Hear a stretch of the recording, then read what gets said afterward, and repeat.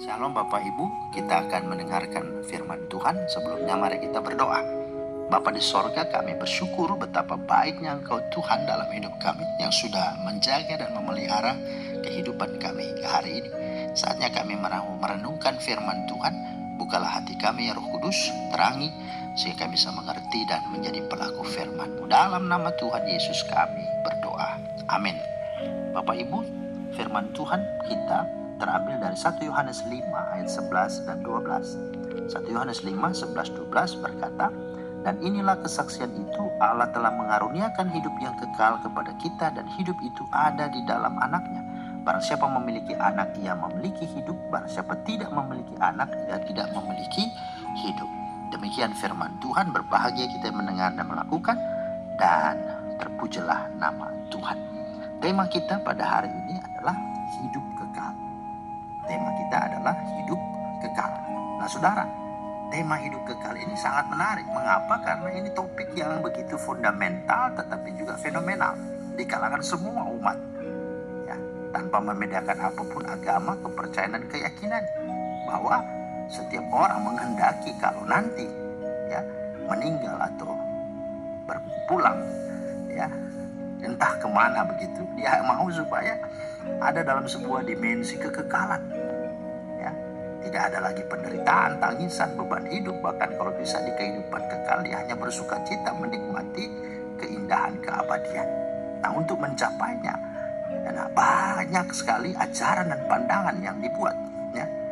Seperti misalnya taat pada hukum agama, hidup saleh, suci, menderita, askese begitu, hidup beramal, berbuat baik kepada orang yang susah, miskin, papa, melarat, atau juga hidup dalam ya pertapaan, ya, kontemplasi, ya, untuk jauhkan diri dari dunia dan cara-cara keduniawian begitu. Nah, itulah upaya-upaya, itulah pengajaran-pengajaran yang dibangun untuk memperoleh hidup kekal. Nah, bagaimana dengan kekristenan? Bagaimana dengan Alkitab, ya, memandang hidup kekal itu? Nah, lewat firman Tuhan ini kita akan melihat setidaknya ada pendekatan 4 pertanyaan, ya, dengan kita akan membahas satu demi satu. Yang pertama, apa itu hidup kekal atau apa artinya hidup kekal? Yang kedua, siapa yang mengaruniakan hidup kekal?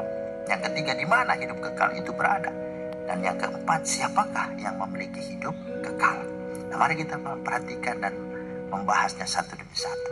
Apa itu hidup kekal? Nah saudara, kekal dalam bahasa Yunani itu disebut aion, aionos, ya. Kita tahu ada istilah waktu kronos, ya, disebut kronologis, ada kairos. Kronos waktu yang berulang-ulang dan rutin terus menerus. Kairos adalah waktu disebut dengan kesempatan, ya, sebuah momentum. Nah aion ini adalah waktu yang dimana tidak ada batasnya. Secara kuantitas kualitas dia sungguh-sungguh ada, tetapi ini sesungguhnya tidak ada hubungan dengan hari, bulan, tahun. Karena kehidupan kekal berada di luar hitungan waktu, tetapi hanya ada dalam 2 dimensi. Itulah disebut dengan surga dan neraka. Ya, surga artinya kekekalan dalam kebahagiaan dan sejahtera. Neraka adalah kekekalan dalam kesengsaraan dan penderitaan. Ya, jadi dia menderita seterusnya begitu, ya. Nah pertanyaannya, kemanakah kita? Kemanakah saudara? Ya. Nah itu ditentukan dari sekarang. Karena kalau sudah tidak ada, kalau sudah meninggal, ya sudah tidak ada kesempatan, ya kita bisa menentukan apakah surga neraka. Karena itu, ya kita mau surga, tapi itu sesungguhnya menjadi keputusan kita di dunia ini. Karena itu penting untuk kita memahami dan kita tahu, ya, siapakah yang dapat membawa kita pada hidup kekal, yang menjamin kehidupan kekal kita itu sendiri. Maka pertanyaan berikutnya, siapakah yang mengaruniakan hidup kekal? Nah ayat 11a berkata, "Dan inilah kesaksian itu, Allah telah mengaruniakan hidup yang kekal kepada kita." Ya. Jelas di situ, siapa mengaruniakan hidup kekal? Jawabannya adalah Allah. Nah jawaban ini ya masih bersifat umum. Karena bahasa Ibraninya Elohim dipakai, bahasa Yunaninya Theos, bahasa Inggrisnya God. Jadi artinya ya semua agama pasti Ya, memahami bahwa Allah memang yang mengaruniakan hidup kekal. Tapi Allah yang mana? Seperti apa? Nah, itu akan terjawab dalam pertanyaan yang ketiga. Di mana hidup kekal itu berada? Di mana hidup kekal itu berada? Nah, ayat 11 berkata, ayat 11b, dan hidup itu ada di dalam anaknya. Hidup itu ada di dalam anaknya. Artinya Allah mengaruniakan hidup kekal itu, tetapi hidup kekal itu ada di dalam dan hanya melalui anaknya. Siapa anaknya? Itulah Tuhan Yesus Kristus. Wow, ya, sungguh luar biasa, bukan? Ya, pantasan untuk soal hidup kekal ini, Yesus tidak kompromi dan tegas berkata bahwa akulah jalan dan kebenaran dan hidup. Tidak ada seorang pun sampai kepada Bapa di sorga kalau tidak melalui aku. Dialah jalan itu untuk menuju dan mencapai hidup kekal. Nah, kemudian ditegaskan lagi oleh Kisah Para Rasul 4:12, dikatakan keselamatan tidak ada di dalam siapapun juga selain hanya di dalam Yesus Kristus Tuhan. Itu jelas dan tegas. Nah, sungguh ini berkat khusus. Ini berkat yang istimewa. Kita tahu, kita kenal, dan kita bangga. Kenapa? Karena Tuhan Yesuslah satu-satunya jalan untuk memperoleh dan memiliki kehidupan kekal. Wah, luar biasa. Tapi saudara, jangan berpuas diri dulu. Jangan bangga dulu. Ada pertanyaan keempat. Ini menjadi penting, menjadi penentunya. Apa itu? Siapakah yang memiliki hidup kekal? Saudara, siapakah yang memiliki hidup kekal?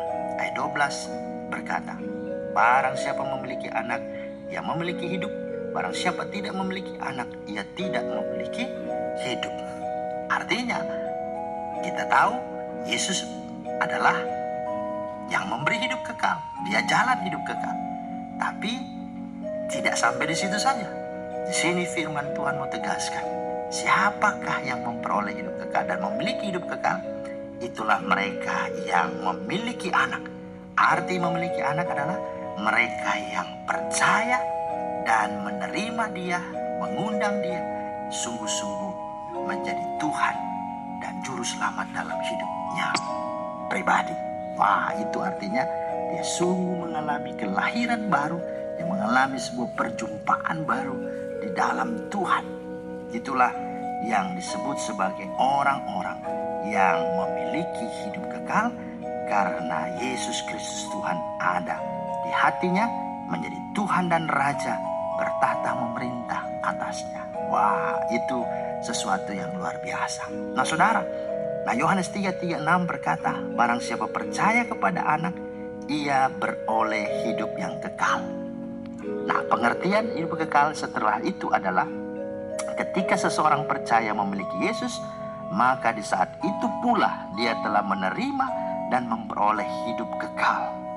Bahwa orang percaya tidak perlu menunggu untuk hidup kekal setelah kematian, karena kehidupan kekal bukan sesuatu yang dimulai ketika mereka mati.